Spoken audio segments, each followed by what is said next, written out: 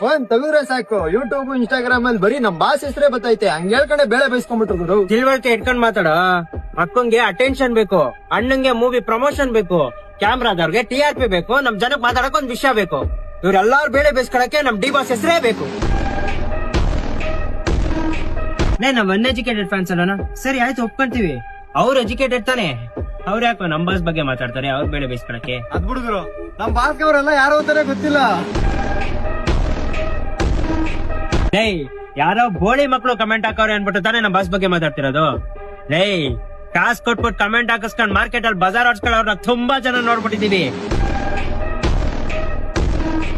ನಮ್ ಬಾಸ್ ಅಸಹಾಯಕ ಪರಿಸ್ಥಿತಿಯಲ್ಲಿ ಅವ್ರೆ ಅಂತ ನೋಡ್ಕೊಂಡು ತುಂಬಾ ಜನ ತುಂಬಾ ಮಾತಾಡ್ತಾವ್ರೆ. ಲೇ ನಮ್ ಬಾಸ್ ಸೈಲೆಂಟ್ ಆಗವ್ರೆ, ಕರ್ಮ ಅನ್ನೋದೊಂದ್ ಐತೆ. ಒಂದಲ್ಲ ಒಂದ್ ದಿವಸ ನಮ್ ಬಾಸ್ ಬಾಯಲ್ಲಿ ಉತ್ತರ ಬಂದೇ ಬರುತ್ತೆ. ಅದೇನಪ್ಪ ಮಳೆಗಾಲ